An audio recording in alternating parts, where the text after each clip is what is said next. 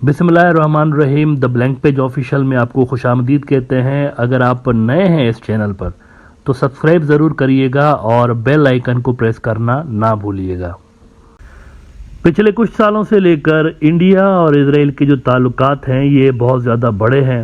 अब अगर आप इंडिया के पर्सपेक्टिव से देखते हैं तो आपको इसके पीछे एक बड़ा रीज़न ये नज़र आता है कि इंडिया में चूंकि हिंदुत्व सरकार है और हिंदुत्व सरकार का जो वोट बैंक है, उनकी जो पॉलिटिक्स है वो एंटी मुस्लिम पॉलिटिक्स है।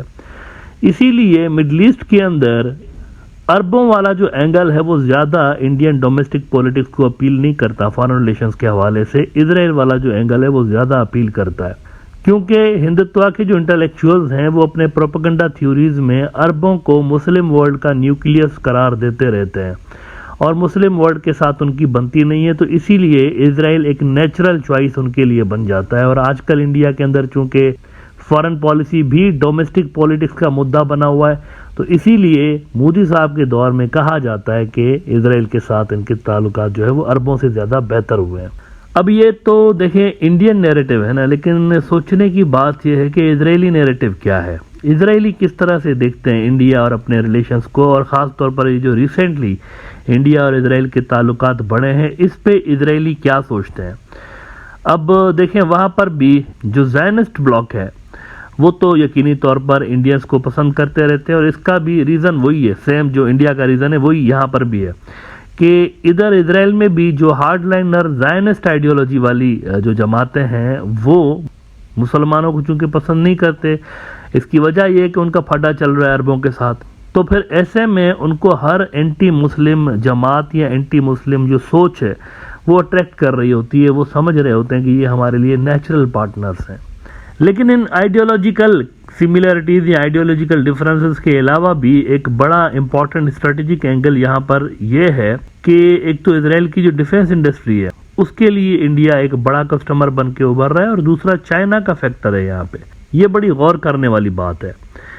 देखें चाइना जो है ना रिसेंटली मिडल ईस्ट के अंदर बड़ा तेज़ी के साथ उभरता हुआ नज़र आ रहा है, और चाइना के स्ट्रेटेजिक टाइज हैं अरबों के साथ भी और ईरानियों के साथ भी। ये तो सोने पे सुहागा है, यानी कि ईरानियों के साथ भी है। अब अरबों के साथ तो थोड़ा बहुत इजराइल ने अब्राहमिक अकॉर्ड और ये सारी चीज़ें करके सुलह कराने की कोशिश की, लेकिन ईरान के साथ तो इजराइल की सुलह तकरीबन नामुमकिन है ना। वो तो दोनों एक दूसरे के लिए सिक्योरिटी एग्जिस्टेंशियल थ्रेट एक दूसरे को कंसीडर करता है। तो उस ईरान के साथ चाइना का स्ट्रॉन्ग स्ट्रेटेजिक पार्टनरशिप का होना ये इजराइल के लिए वॉरिंग फैक्टर है, और ये चीज़ इजराइल को एंटी चाइना बना रही होती है। And on top of that शुरू से लेकर इजराइल वेस्टर्न ब्लॉक का एक मुल्क रहा है, वेस्टर्न कैंप का मुल्क रहा है। अब चाइना के साथ इंडिया का जो फड्डा है ये भी इजराइल के लिए एक अट्रैक्टिव चीज़ है कि वो जिस मुल्क को पसंद नहीं करते यानी चाइना को, उनके इंडिया के साथ बुरे रिलेशन से, तो दोनों हवालों से इंडिया यूं समझें कि इजराइल के लिए नेचुरल पार्टनर साबित हो रहा है। इजराइल की मीडिया का मैं यहाँ पर आपको थोड़ा सा रेफरेंस दूंगा, उनका हवाला दूंगा, उनके बड़े न्यूज़ आउटलेट्स किस तरह से इंडिया के साथ अपनी दोस्ती को देख रहे होते हैं। हार्ट्स उनका एक बड़ा न्यूज़ आउटलेट है। कुछ महीने पहले हार्ट्स ने इस पे एक स्टोरी लगाई थी कि why does Israel sell India so many weapons with Moscow preoccupied by its war in Ukraine.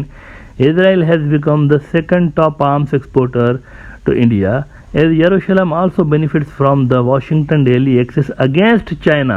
ये चाइना वाला फैक्टर यहाँ इजराइल के अंदर भी देखा जा रहा है कि चाइना के खिलाफ इंडियंस है ना, तो ये हमारे लिए बेहतर है। एंटी चाइना होना इनका हमारे लिए बेहतर है, क्योंकि हम भी किसी न किसी हद तक एंटी चाइना है, क्योंकि चाइना के जो स्ट्रेटेजिक टाइज हैं वो अरबों और ईरानियों के साथ है, जैसा कि मैंने कहा इजराइल के साथ नहीं है। तो इस वजह से भी इंडिया एक नेचुरल पार्टनर इनका बना हुआ है। अच्छा, यूक्रेन की जंग का प्री एक्यूपाई होने का ताल्लुक नहीं है यहाँ पर। ये जो कह रहे हैं ना कि रशिया से पहले हथियार लेते थे इंडियंस बहुत ज़्यादा, तो अब यूक्रेन की जंग के बाद वो प्री एक्यूपाई हो गए, ऐसी कोई बात नहीं है। यूक्रेन की जंग जब शुरू हुई तो उसके बाद भी इंडिया को डिलीवरी जारी रही हथियारों की।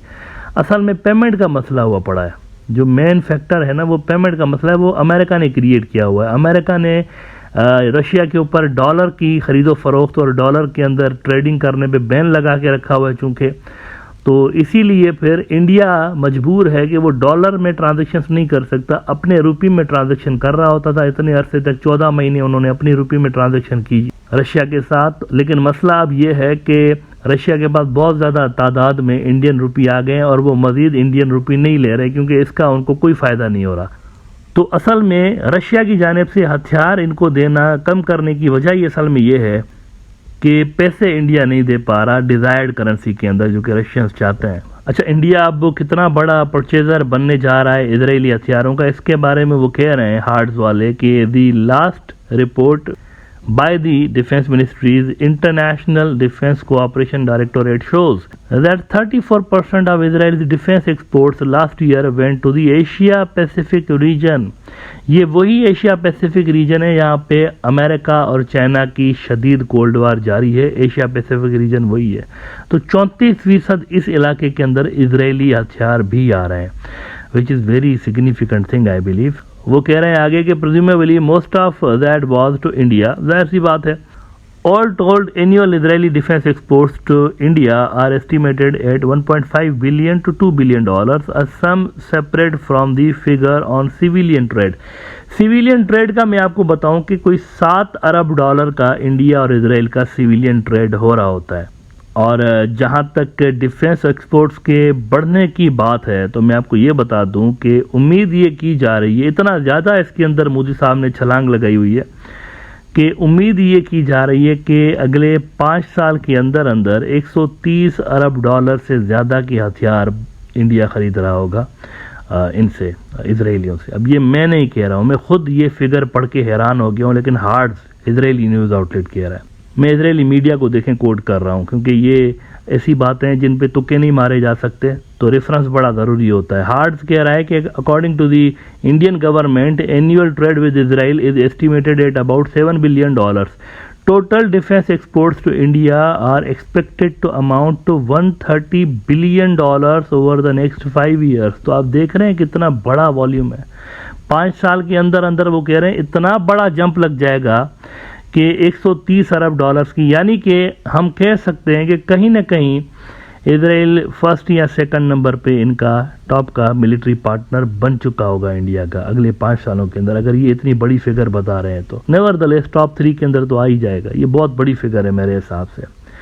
तो क्या इसका मतलब ये है कि इंडिया फ्रांस से और रशिया से मायूस होकर अब इजराइल की तरफ देख रहा है कि जंग अगर जब भी होगी हमारी चाइना के साथ तो हम इजराइल से हथियार लेंगे। लेकिन प्रॉब्लम पता है यहाँ क्या है, इसके जो सीरिया वाला बॉर्डर है ना, वहाँ पर तो रशियंस बैठे हुए हैं, चाइना के स्ट्रेटेजिक पार्टनर्स वहाँ पर तो वो बैठे हुए हैं।